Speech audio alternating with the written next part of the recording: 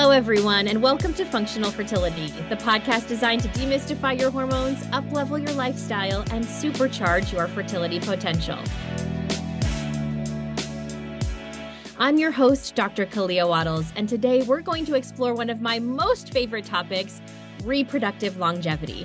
We'll look at this through the lens of acupuncture, botanical, and functional medicine with my guest today, Susana Puelles. She is a holistic hormone and fertility specialist who's been helping women heal their wombs and get pregnant for over a decade. As a functional and Chinese medicine practitioner and acupuncturist, she helps women reverse decades of damage and replenish reserves to fix their cycle and live pain and medication-free while boosting their success at a safe and natural pregnancy. After overcoming her own fertility struggles and high-risk pregnancies, she's committed her practice to helping women prepare for pregnancy so that they can have a safe, enjoyable experience and bring super babies into the world. She works with women all over the globe to achieve optimal levels of healing in her Womb in Bloom program and is the founder of Yoni Sync, an herbal elixir product line that helps harmonize cycles and enhance womb and reproductive health.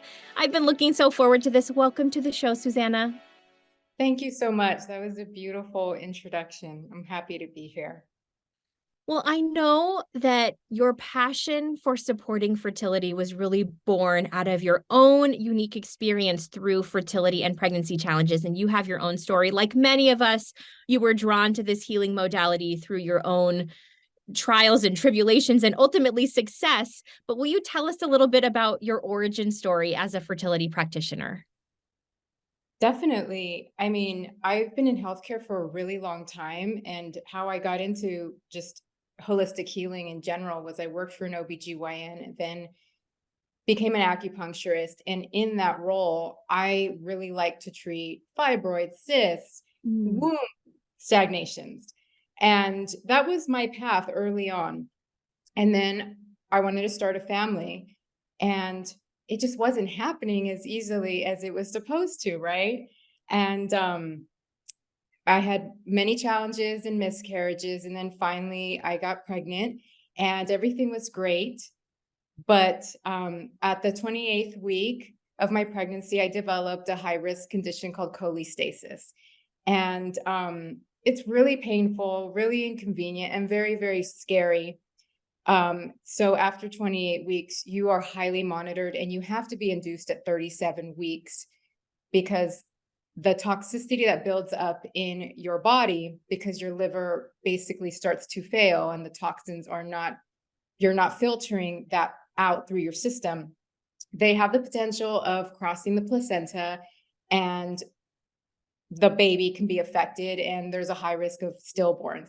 So at 37 weeks, every woman has to be induced, but you are monitored every single week. So baby's fine. Everything was fine. When I asked about it, they said, don't worry about it. You'll be fine after pregnancy, after the pregnancies, after you deliver, and it won't happen again. And so I had a newborn, but then I started trying to figure out, why was I having a hard time getting pregnant? And then why did I have this trauma and this toxicity in my body? And then I had another baby and the doctors told me it wasn't going to happen again. It usually doesn't happen. And of course it did. And again, same routine, and my baby's totally fine. But then I started questioning, why did it happen again? And they said, we don't know. It's really not normal in our practice as OBGYNs. And they said, it's probably genetic. And they knew my health history, my parents' health history. It's probably genetic. Pregnancy brings up highly inflammatory imbalances, but you're okay. You're okay because you've delivered and your liver goes back to normal. But I wasn't okay because I wanted answers, and I was traumatized. And luckily, during that time, as an acupuncturist, I was getting into functional medicine because my friend's husband was actually going around the country training practitioners like us in integrating functional medicine into our practices. And I thought, This is just like Chinese medicine, the theory, the root causes, the underlying imbalances. It's just like Chinese medicine, but we have data and we have tests, and we don't have to get very metaphorical like Chinese medicine. And so I was so into it, and I spoke to everybody, and they were like, well, what happened to you? It's not genetic. It's totally environmental. And then, methylation and all these terms came up. And even though I have a theory in Chinese medicine about how the body works, it's different when you hear it from a sciencey perspective, because I can understand, chemicals in the liver or mercury, blah, blah, blah, can affect you more so than very metaphorically saying, you have liver qi stagnation. Well, what am I stagnant with, right? So it bloomed into this, and I had all of the help from my colleagues telling me, this is not genetic. Do not give up. You can heal your liver, because even though you do deliver and your liver goes back to normal, in functional medicine and in Chinese medicine, the energy of that pathway is still deficient. There's something there that I had to uncover before 10 or 20 years down the line, that it becomes into cancer or cirrhosis, or these are the things that we tap into, right? So nothing was fine. And I, did a lot of exams on myself. My toxicity levels were through the roof. I couldn't even believe how all this was in my system, and now in my baby's system. I was floored. And so when I started to work on myself, I integrated that into my practice in a new way. And that's when I started focusing on fertility, because it's not just about helping women get pregnant. It's about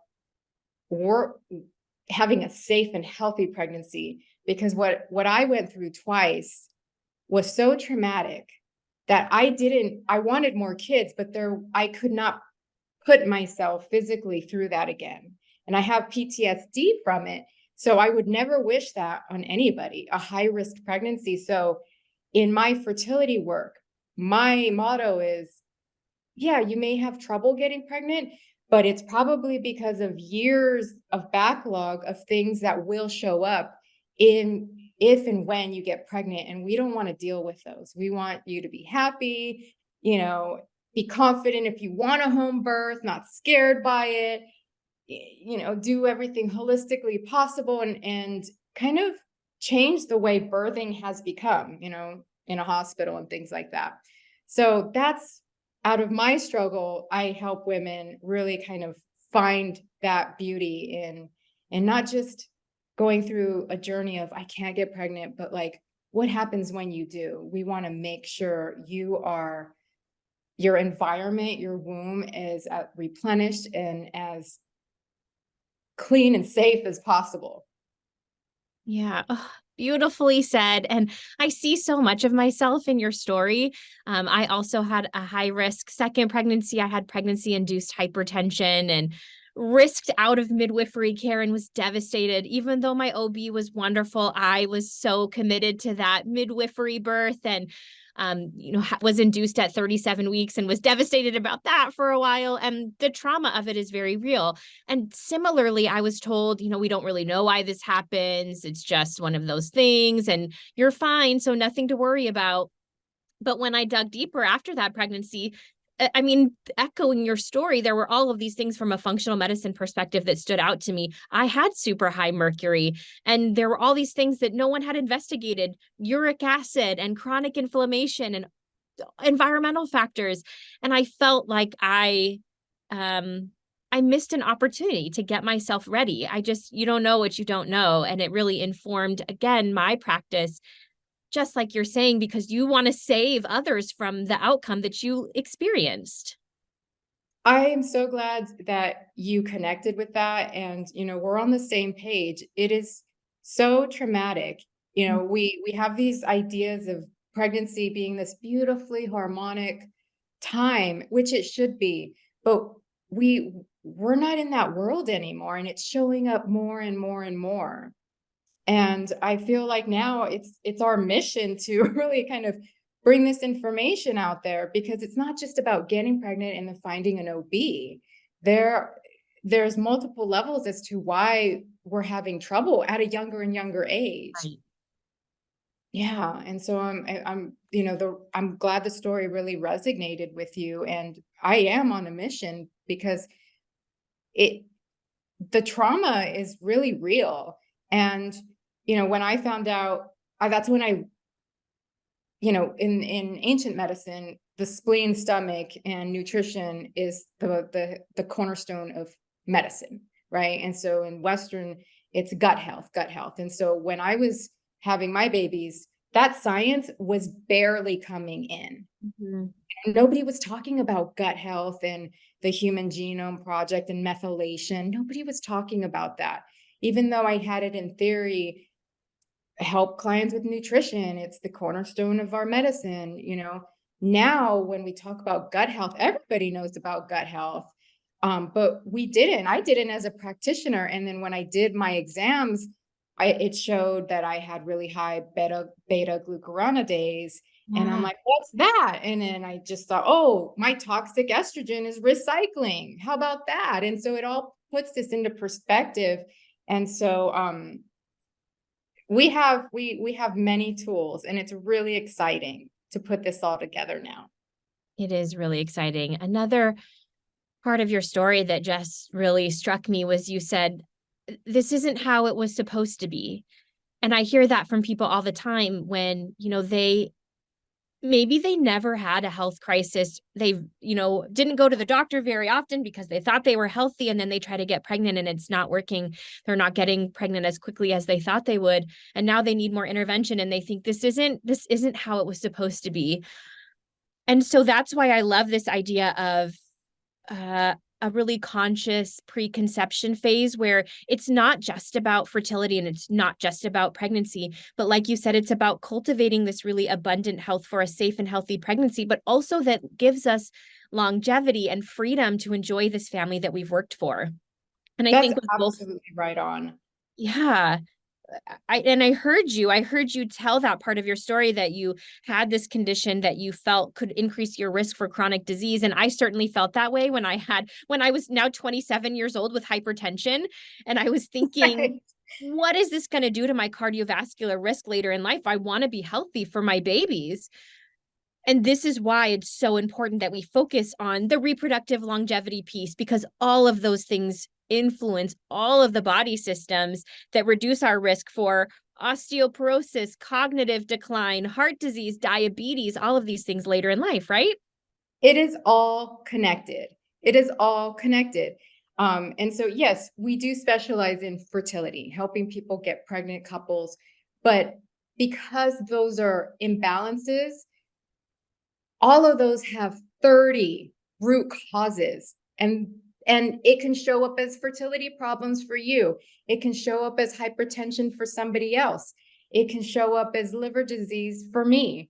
And so when I talk about fertility, it is about longevity, because just because I had babies doesn't mean my work is done to regenerate my liver and my health and my heart down the line. I have to raise my babies, and I have to be, I want to be old enough to see grandbabies and great grandbabies. And fertility and our health is all about your longevity. So when we have hiccups, we have to pay attention, even if we think we're healthy. I went to the doctor and my cholesterol's fine. I don't have diabetes. Those tests are very basic, and they're designed for older men or older, Yeah, you know, they're totally. basic. And that's not what we're talking about. We are talking about decades of toxins and bad bacteria and viral loads that just start to create taking birth control and medication and the water supply that affect your longevity in the long run. And we do not go to the doctor because we feel good, right? We don't. I had a great day today. I'm feeling really great. I'm going to go see Dr. Susana. We don't do that in alternative medicine, and definitely not in Western medicine. So we both have to, I strive for longevity is the goal. Mhm. Whatever you're coming in with to seek balance for, it's about longevity, because it all really comes down to the same, every disease, every imbalance really has the same dozen root causes. Yeah, well, let's get into it because we have a lot to talk about with reproductive longevity. And I was thinking about this earlier, thinking about this topic, and longevity medicine is a really hot topic right now. Everybody's talking about anti-aging, longevity. It's all over my social media. And what, we see these images of people running marathons and they're 80 and we're like, that's great and that's totally possible for you. But when it comes to our reproductive health, we're like, oh, you're over 35. It's never going to work. You're never going to get pregnant. You're too old. And it's funny how we've assigned these age, kind of an ageism to fertility over any other body system. It's an interesting observation. Definitely. And, this generation, they're not thinking about babies before 35, and they've got a lot of energy, but it is ageism. A man can still be fertile way until 67. I just had a couple that he's 67 and very fertile, and they just had kids. And so the heavy burden is placed on a woman. Mhm. And we live in a society that is very, at 35 is the cutoff. And when you look at the cycles of 7 in Chinese medicine, there is something to be said about that, because it goes into seven cycles for 7 years. And so 28 is when we should be having a lot of babies right there before you hit 35, which is the next cycle. But 35 doesn't mean it's too late. It just means that all of these root causes, the toxins, the stress, the inflammation, everything that we've done throughout our lives are going to show up even more. So we just have to work a little bit harder to protect every single cell. That includes your egg and sperm cells, but we have to just work a little bit harder than somebody who's 40 and doesn't want children and is not thinking about it. And they can use all that energy to do HIIT or fitness or other travel the world or things like that. We just have to preserve a little bit more and get a little bit more focused. It's not over. I think from what I see in the patterns, it's just starting. It's just starting. And it's not just fertility at 35. I have girls that are coming in with hypertension, hypothyroidism way before 35. So there's a lot happening here. Well, I turned 36 this year, and so I can confirm all these things that you've been doing over the last decades. They're going to show up right now. I guarantee, if not by 35, by 40, you're going to start feeling, wow, my knee. I remember I did have a knee injury in college, or, roller skating. And I know that was back in the day, but you start feeling things, and things start to change at, 40, 42, because technically the body will use that 10 years to get you ready for menopause. It takes 10 years to prepare you for menopause. So at 40, you do start to feel things. Which are great things, because your brain does, do other positive things. But the things you thought maybe are post injuries or here, they kind of start creeping up.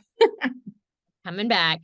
Well, But throughout your own story, you identified some environmental factors. You told us that you had investigated heavy metal toxicity. I mean, there's a whole spectrum of things that we are exposed to just by being alive and going outside. And our body has inherent detoxification mechanisms, thank goodness. So we're able to deal with a certain amount, but we have a threshold, right? So in terms of reproductive longevity, or maybe even I'll go as far as to say aging in the reproductive system, what are some of the most important environmental factors that are really driving that process of aging? oh, of the hundreds of thousands that we can talk about, and this isn't gloom and doom, but you know, when I see somebody that's 35 and having difficulty or has low AMH or whatever you've been, diagnosed with or whatever on paper, I don't see you as a 35-year-old in terms of your egg quality or 40-year-old. I see you as, let's change and shift the mindset here of like, your eggs are not declining. It's what I care about is how long you have been exposed or your eggs have been exposed to all of these toxins than a 30-year-old has. Mm-hmm. Okay? The main one, yes, there are metals, there's everything. But the main one that I really want to focus on because it's about 80 to 90% that will be affecting your body, your cells, your egg quality, all of that is your food, your food. And so our food supply since 1967 definitely has become very toxic. And it's multifaceted, but we have data to show that the top one, I like talking about glyphosate, because we have decades and decades of data just in America that has shown that this herbicide, pesticide, number one used in America, as they've continued to spray and spray and spray more every year, you see all of these diseases increase with the increase in spraying. There's, correlation does not mean causation, but the data is kind of really in your face. So, how do we even separate that? And there's so much data on what glyphosate is. And if you don't know what it is the number one pesticide used in America that is grown on most of our conventional crops. And it's the active ingredient in Roundup. Roundup is probably what most gardeners and most people that work on lawns use to kill the weeds. And that kills our inner flora, our inner garden, our gut bacteria. And glyphosate has been proven to do so much negative damage to our longevity, our everyday gut health, our liver health. I mean, glyphosate has so much data on how it actually impairs ovarian weight, ovarian follicular development. I mean, you can't get more obvious than that when we're having 30-year-olds or 28-year-olds with low AMH. I mean, it's been shown to impair ovarian follicular development. It impairs the weight of the ovary, so it can shrink them in size. It's been shown to decrease testosterone, decrease sperm count. It's there. It's all environmental.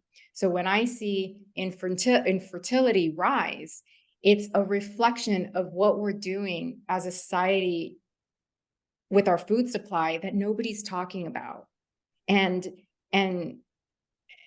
we have to just bring awareness to it that you can make shifts. Why I like talking about glyphosate and atrazine, which is the second one that's used, which is actually more of a feminizing hormone in our water supply and in our bodies, is because you can limit your exposure. But people don't know that the food that they're eating to eat healthy may not be as clean as they think. Mm-hmm. So environmentally, I look at the pesticides as my go-to because it's in your water and it's in your food. And this is the 80 to 90% that can really cause damage. And so the kicker is that the buildup of what glyphosate and all of these pesticides have been doing to our bodies didn't start with us. It starts 2 generations ago. So grandma and your mother. So these toxins, like my kids have built up toxins that I had in my system. They were born with it. And so we're looking right now, all of these imbalances, these diseases that have names in America now, we're seeing really high levels. But it's because this has happened as of 2 generations ago. And this is the buildup that's transferring from generation to generation. And now we're seeing the impact, especially in fertility. We have serious problems and we need to address it. And with food, it's the best way to do it. Wow. This is making me think of, well, 3 years ago, my family, I have 2 young daughters, we moved away from the city to become farmers. And now we live on this organic farm, and maybe it's just an illusion, but I feel a greater sense of control over what we're putting into our bodies. And that means so much to me because of the reasons that you have just highlighted, that I know it's for our health now, but there's this transgenerational health that we're affecting when we change the way that we engage with our food supply. So how do we turn this into action? I'm sure that your patients ask you this all the time of like, okay, this data is scary. Is it as simple as just buying organic food? What do I do? That's a good start, right? And so you have to buy organic everything down to your spices. You're lucky you get to grow your own spices and herbs.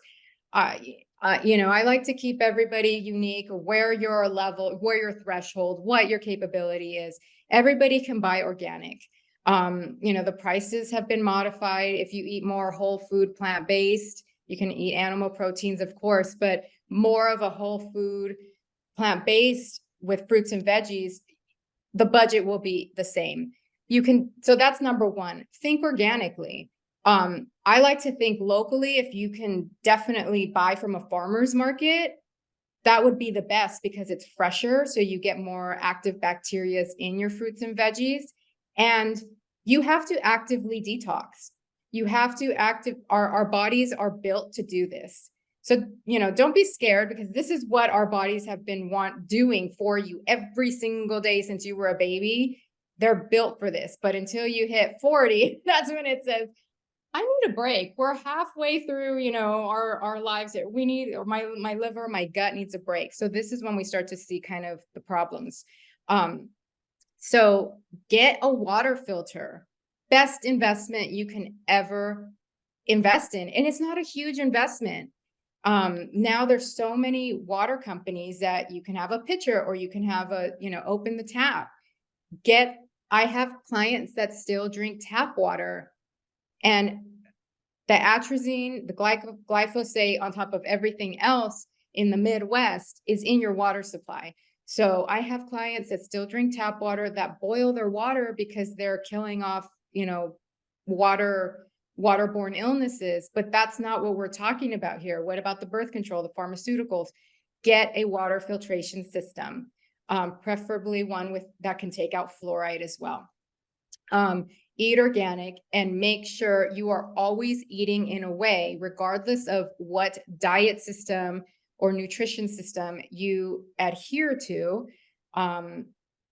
Eat for detoxification. That is what I do with my clients.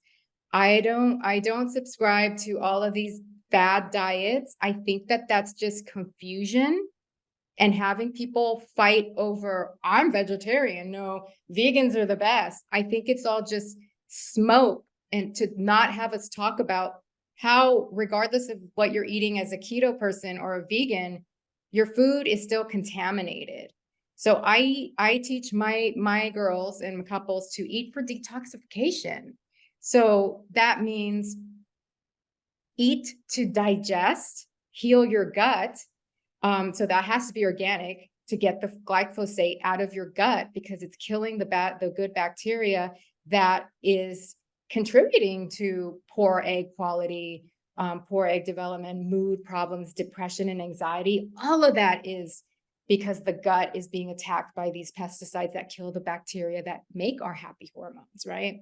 So always eat to heal your gut and for detoxification. I know that word is used a lot now, and everybody's detoxing. I like to see it as you're purifying your body for longevity, but you have to have these rules. Eat for detox. You have to go to the bathroom more. The more you get this stuff out, the better. And always eat for gut health. And so that is contrary to what most people are doing, which is focusing, especially in the fertility world too, the focus with a lot of nutritionists and even functional practitioners is eat more protein because we need a lot more protein and healthy fat. I'm the opposite. Eat more fiber, eat more starchy carbs, pump those cruciferous vegetables through your system. Those are healing chemically, and they heal so much you don't even know. You need carbs as a woman. That doesn't mean pizza, and that doesn't mean Twinkies. That means squashes, yams. Get that fiber in, and that feeds your probiotics. That's how I think about action with nutrition and getting this at least the pesticides and a lot of the metals out of your system. You can do this just by nutrition and the water filtration, because the metals come from a lot of the water filtration too, or the water supply. And so that's how we take action, very, very easy and practical and every day. And you'll feel good. Your skin will look good. Your hair will bounce back. You'll have that energy. Your sex drive is going to go through the roof because you're cleaning out your system with the food, not just like, counting calories and making sure you have enough protein just to get through the day. That's not what this is about. This is about cleaning and purifying your system that needs you right now. Oh, so beautifully said. When I was in my naturopathic doctoral program, I think metabolic detoxification and purification, that's really one of the pillars of naturopathic medicine. And I really resonate with how you said we just eat in a way that stimulates our detoxification or supports our detoxification pathways. Because I think when people hear detox, or they think, of a prenatal or a preconception detox, that means colonics or enemas or fasting or, shakes, something really intense. But like you said, it could be as simple as eating lots of fiber-rich foods that are warm and that are cooked and that are beautiful and colored. And that can be enough as long as you're making these consistent choices day after day. And that's what your lifestyle looks like. Make it easy.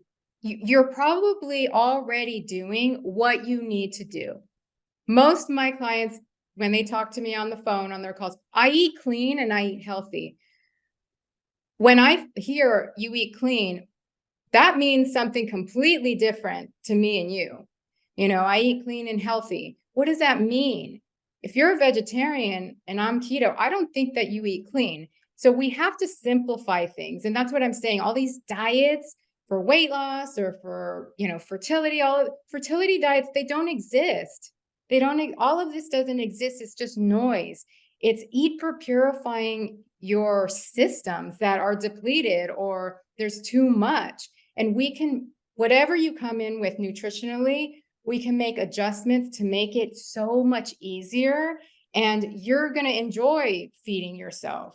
You can still eat treats and things like that, but they're going to be very healing for you. And that's where we have to shift nutrition, not make it very scary and unattainable.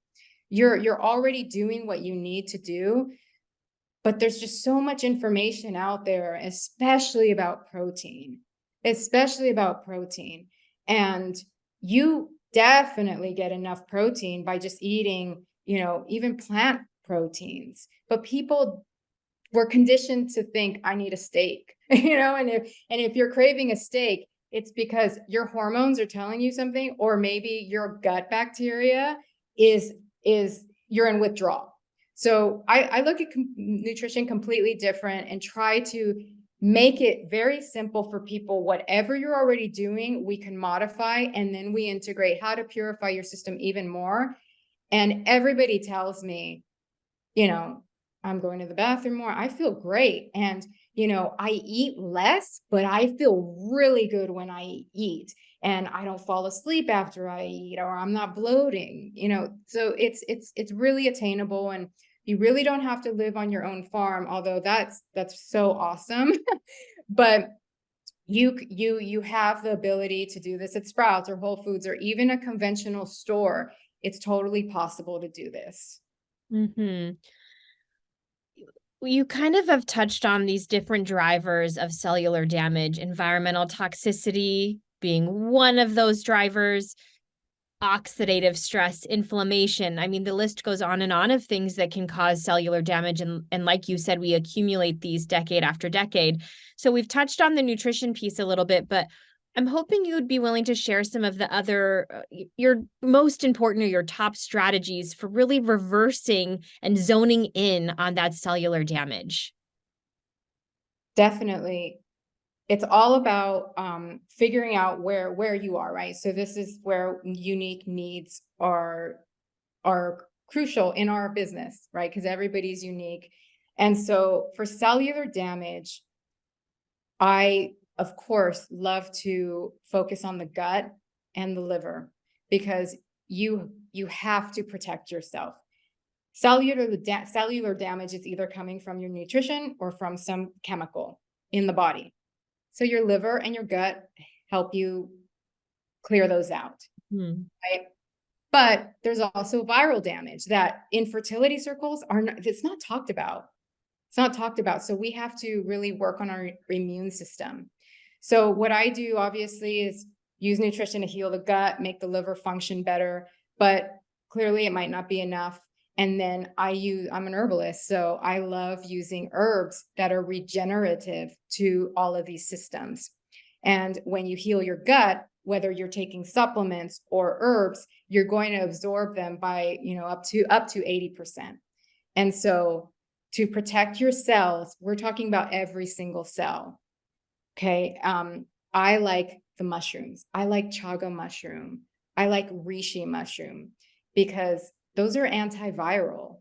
And again, your fertility rests on, your liver health, if you can detox in your gut, if you're building all these neurotransmitters, but it also rests on your immune system, because if you have viral load and viral toxicity that are feeding off of bad things in your system, your immune system might go after an embryo.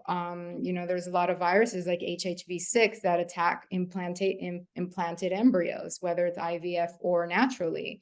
It's not talked about a lot. So I like to use botanicals to protect you, even though you might say, well, I don't have anything viral. I don't have herpes. Everything's dormant. Everything, it's a colony. It's an environment in there. So you always have to protect every single system. The mushrooms are phenomenal for this. And I like reishi because it not only helps improve your immune system, but it's also an antiviral. It's a longevity herb for a reason. It regenerates your cells. So whether it's my liver cells or your egg cells, if you're trying to get pregnant, or your sperm cells, this kind of amplifies where you need to go. I like reishi because in my own research, I need something to help protect my liver. On paper, it's fine, but I look at underlying causes. Where are we going to go in 10 years? Well, reishi is going to help me not go there. Chaga is another one. It helps as an antiviral. It helps boost your immune system, not just for colds and flus. We got to go deeper. We got to go deeper into the cells. Longevity is about anti-aging, not just for your skin, but our eggs. Our eggs don't want to age. It's just as if we're getting wrinkles, but because we can't see our eggs, we don't focus. We don't buy the expensive face cream. Okay. And so we can use botanicals every day. And those are the two that I think are safe enough that as an herbalist, I can say, like, you can take every day and be okay without consulting an herbalist and all of the other things. And so it's always an approach of limiting your, number one is always, before you take anything, always knowing your exposures and limiting them so that regardless of what you're doing, you're not exposed every single day. And then second, heal the systems. Whether you think you feel healthy or not, we all can work on this every single day. The gut, the liver, the adrenals, the immune system, things we cannot see in ourselves that might not show up until we're 35 or 40, definitely by 45. And so the mushrooms are safe for that. I drink a tonic. I created my own mixes because, this is what I do every day. Chaga, reishi, bupleurum. Bupleurum is another favorite herb of mine that helps to regenerate the liver. And it's an antiviral. So there's a theme here, antiviral. And it helps clean up, it helps methylate. And so bupleurum is another one, have it in powder. And I have peony in there. I have a mix and I make a latte in the morning. That's my thing. And that's how I integrate it. And anybody can integrate it into their lifestyle without feeling like you're going to try another supplement and that's going to let you down. the best way to protect your cells is decrease this inflammation nutritionally and, the stress and all of this stuff, but also find ways to integrate this into your lifestyle so you can sync better with your journey and not be so stressed out. Right. You reminded me, I was just having this conversation with a patient earlier today. There's a tool that we use in functional medicine that's called the Functional Medicine Matrix. And it's essentially a map of all of the body systems. And it's assimilation, right? So that's the gut health piece that you talked about. It's defense and repair, which is inflammation and the immune system. So directly related to what you just talked about. Energy, so our cellular energy production. It's biotransformation and elimination, the way that we interact with the toxins in our environment. It's our transport mechanisms, our cardiovascular and lymphatic system, our communication areas, so our hormones and our neurotransmitters, and then structural integrity, like the big structures, our bony systems, all the way down to the tiny structures of our cell membranes. And using a tool like that allows me to account for every single one of those pathways and body systems and mechanisms that you just described. I know I'm not going to miss anything because I'm looking at all of those body systems. So of course we're going to look at immune system, immune function and inflammation, right? That is such a vital body system, but it's missed in the conventional setting. We just don't go there. Not at all. I mean, not at all. No, you're a woman, you want to get pregnant, first thing you do, because we're conditioned to do this. We go to the OB. Doc, I want to get pregnant. What can I do? Eat healthy, take a prenatal, don't stress. If you're a little overweight by their standards, lose some weight. Wait 3 to 6 months, then come back. That's the protocol in Western medicine. And then when that doesn't work, let's try some Clomid or some Lupron to get you ovulating. And then when that doesn't work after 3 to 6 months, well, let's go to the fertility specialist. That's the new protocol. And that's completely, it misses the mark, in my opinion. Obviously, as a practitioner, what you just explained is not what we do.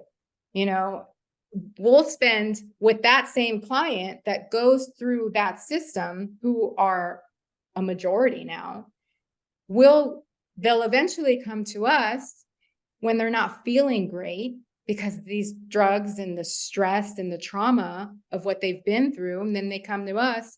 We're going to spend 6 months cleaning up that Lupron, what it's done to the immune system, the gut, the adrenals, and the liver. Right. And so it's completely off its rocker, the way the system is set up. It's causing a little bit more harm, and it's completely changing the way we see birthing as an industry. I have my midwife, who was my good friend. She is now seeing clients, and she called me the other day and she said, you know what? IVF has totally changed the way we're birthing babies now. And we're having more high risk complications. And she's more of a home birth type, but she gets a lot of clients that are emergency hospitalizations now because IVF, we're having a lot more complications. And honestly, I do not believe it's because of age. It's because we're missing all of these root causes, the pathways, the buildup, that when you pump more hormones into the system, you're already walking in with that. And then we're pumping more hormones into the system that is at its limit. And yes, we have a baby, but we have a high risk pregnancy because the kidneys are inflamed. They're overworked. They're overburdened. The liver is totally overburdened. Of course, you're going to show up with preeclampsia or high blood pressure in these situations. And the midwives are telling me how birthing is now a completely different industry than when they started 20, 30 years ago. And I think a lot of it is because of the IVF industry that we are not addressing. Western medicine, it's not set up to address it. And we as practitioners on the holistic side, we're seeing that. And there is a lot of work to be done in terms of awareness for that. because, the doctors aren't talking about oxidative stress and building up your reserves and regenerating your liver, building up your adrenal function so that when you have this baby postpartum, you can manage. You can manage with the shifts. You're lactating. A lot of women are not lactating anymore. They're not breastfeeding long enough because they're exhausted by the time they have a baby. I mean, you're exhausted naturally after giving birth, but it's completely changed. Birthing and postpartum. This awareness piece, I think that you mentioned, is really important. And I find it heartbreaking that I'm often my patient's last resort. They have done everything and it didn't work. And now they're coming to me when I wish, in a perfect world, if I could control everything, I would be your preconception person that you work with before you, like the minute you know you want to get pregnant, a year before you know you want to get pregnant. Let me help you get ready and build those reserves and fortify your internal resources so that you're in such abundant health that you're ready to overflow the energy to another human. The story of my career right now. Every colleague of mine, the acupuncturists, the naturopaths, who are all in this, I wish they would come to us. And we're just not conditioned in our society to do this. Number one, because back in the day, we really didn't need to prepare our bodies, right? But, also that's really not true too, because in ancient cultures, as soon as you get married, the whole tribe or wherever you end up with your family, they're taking care of you. You got to nourish the couple so that they're fertile and vibrant. But you had a whole tribe, you had a whole community. And so things have changed in modern life. So, the concept of preconception is very new. And we still have women that have so much energy because we're running businesses, we're having kids, or we're doing more. And we have enough energy to do more. So I don't need to prepare. I have energy, and I give myself 3 to 6 months. If not, I'll go to IVF. And so that's how the industry has conditioned the new generation. I think it's like, well, if all else failed, I'll do IVF or I'll freeze my eggs. And when I started almost 15 years ago, IVF was not like that. It was not like that at all. And it's changed. And it's because I think that the system, not doctors, because there's a lot of doctors that are turning to our side. They're becoming functional nutritionists and functional medicine doctors. But the system is not discussing the basics, nutrition, gut health, what we discuss all the time. And I don't know where we go from here other than building this awareness and having the patients trust that you do have the capability to reverse decades of damage. That's what your liver does. That's what your body is built to do. But I think a lot of people don't believe it, and they have white coat syndrome. Unless the doctor tells you, then, I don't know. But your body was built to regenerate itself. I mean, your skin, hair, every 30 days, you get new skin cells, right? Every day, your digestive tract regenerates itself. It's just a bunch of cells. So why can't your egg cells or your sperm cells do the same? But we're conditioned to believe at 35, it's all downhill from here. It's not. It's just about the same. It's just the same cells. We just need to focus our attention there. If you haven't before, that's your focus. And so preconception is hopefully the future. And I have a lot of hope there. Well, I'm even thinking we can say for babies. Yes. And we can even apply this concept every cycle. I think about the shedding of the endometrium and kind of releasing what didn't maybe serve us that cycle, but it's creating this new opportunity every single cycle for a new, fresh endometrium.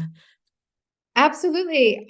Most women don't know that every 3 months is it's a turnover for your hormones, your follicular cells mature, all of that turns over. And when I have clients come to me and they're like, how long do you think? And it's like, well, it depends on how fast your follicles are turning over, the health of your period. And that's where the cycle start with the basics. We don't start with the basics. And we grow up in a society where we're not trained to sync with our cycles, understand the health of our period, and live with our hormonal shifts. And so women barely find out what ovulation is until it's time to get pregnant. And that's the reality, and that's okay. But every couple months, your hormones replenish or they go the opposite way, depending on what your body, what your cells, what's coming in through the outside is exposed to. So in the end, key takeaway is these are all exposure imbalances. Okay, so if we limit the negative exposures and start exposing our cells to good exposures, that's when we can throw in all these antioxidants and regenerate the cells and turnover. And 42, 43, 44 can still have a healthy baby. It's always changing, and that's what the body does. And that's what longevity is all about. I think that is the perfect takeaway to close our episode. Susana, I wanted to thank you so much for all of the insights you shared and just speaking so passionately about this topic that it clearly means so much to you. I just really appreciate your time, and we could probably talk for 5 more hours. So we'll definitely need a follow-up, but I am grateful to spend time with you today. Oh, absolutely. I had a great time. Thank you so much. Listeners, thank you for being with us. We hope you enjoyed this conversation, and big thanks to our show's producer, Paola Martini. We'll see you all next time. Did you love this episode and want to hear more? Head over to drkaleawattles.com/podcast, where you can find more episodes on all things fertility.